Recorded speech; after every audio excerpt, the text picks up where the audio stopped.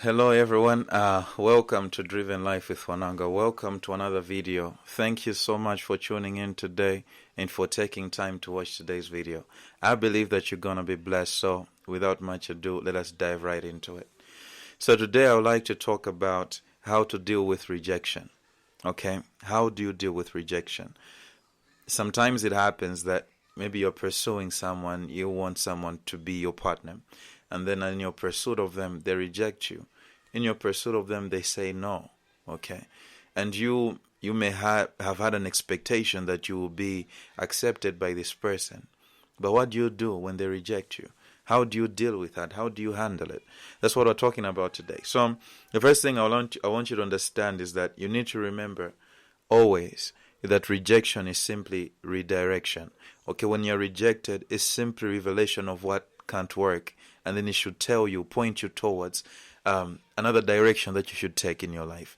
Sometimes the rejections that you receive is really God who is the one orchestrating them, because He's really protecting or covering you from making a silly choice. Okay, I've seen people who have insisted on relationships that God really did all He could to show them red flags and also to put stumbling blocks or roadblocks for them not to go through. But some people still manage, insist on what they want. The next thing you know is that you are in something that God never desired for you. I can really tell you this, that sometimes rejection is a blessing from God. It's a blessing in disguise. So take it from me. Rejection is simply redirection. All right. Don't think just because you possess an education that you will be irresistible. Sometimes there's this, I think, naive attitude that we have. We have this cocky attitude to say, all right, people won't reject me because I have a degree now. Maybe I have a master's or I have a PhD. Okay, people will not reject me because I make this amount of money, Sometimes you can be a female and you may have all the education in the world. And in your mind, you're like, I really want that person, But not knowing that that person is eyeing a village girl, because to him, feminine character matters more to him than your education. And the next thing you know is you're rejected. You're like, how could you reject me with all these things? Sometimes to certain people, you may not be as valuable as you think, because people reject you because they have unique preferences. It's not even your fault. It's not even your problem. Sometimes don't take things too personal. Okay, don't take things too personally, because sometimes people saying no to you isn't really about you being a bad person or a terrible partner or maybe someone who has no value. It just shows that they prefer a certain type of individual, and they have a right to that.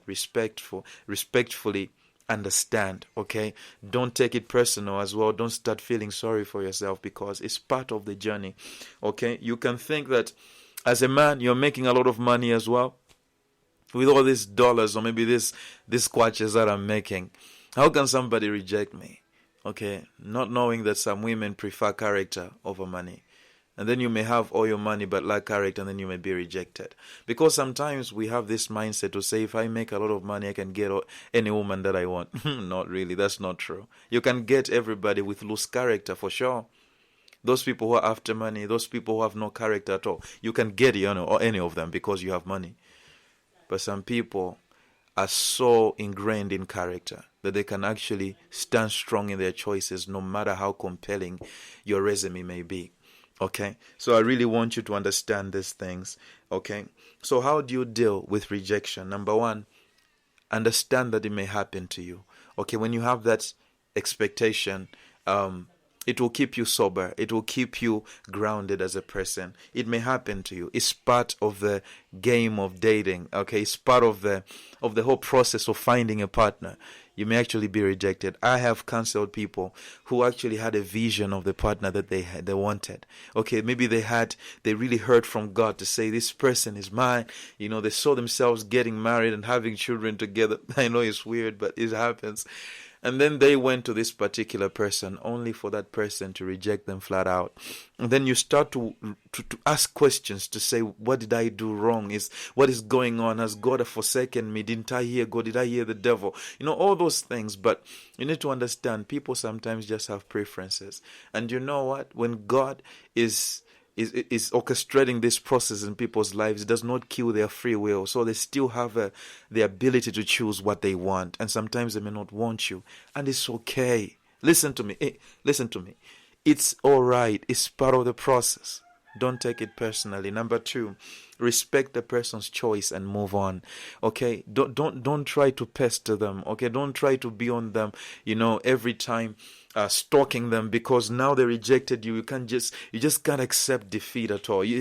Sometimes rejection feels like defeat to a man. You're going after a woman and then they reject you. You're like, wow, this is the end of the world. But I want you to realize, okay, that you can literally respect their choice. Okay, I'm not even a fan of people being rejected once and then they're going there 5, 6 times. No, just leave the person. Okay, if they were doing it in ignorance, that's their problem.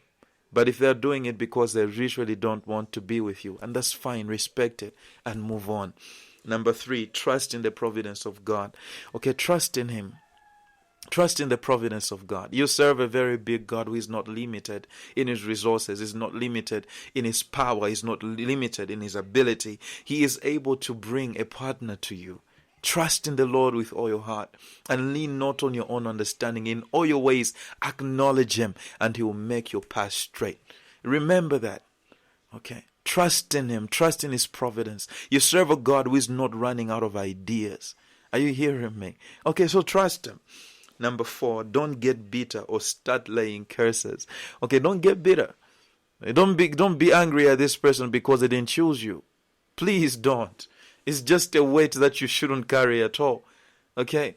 Understand that it's part of the process. Don't get bitter. Don't be start laying. I know we are believers, and sometimes when someone does this to you, you go to the place of prayer. Does she know who I am? Does she know the rank I have in the spirit? So there are so many things that we can do from that place of rank, okay? And we can shift things and bring and speak curses like Balaam. It's really interesting that the things that people do out of anger, climbing the mountain just to deal with the person who rejected them. But all I'm saying is, don't get bitter. Let it go. It's part of the process. Number 5, genuinely wish them all the best. If they have rejected you, genuinely wish them all the best. Really, just tell them, thank you so much for even hearing me out. I'm really wishing you all the best, and I hope that you find what you're looking for. And in that way, that's how maturity looks like. That's how honorable we can be as believers in the body of Christ. Because pursuing each other as males and females, as believers, it's part of the process. It shouldn't sound strange at all. It shouldn't look strange. But when it happens and there's rejection, we should also understand it's part of the process. As long as we do it honorably, and we do it respectfully, and it'll all be fine. Okay, it'll all be fine. It's part of the process. Number 6, focus on purpose. Focus on purpose. As a man, purpose will be a thing that will help you heal from the pain of rejection. Okay? It'll be a very big thing for you.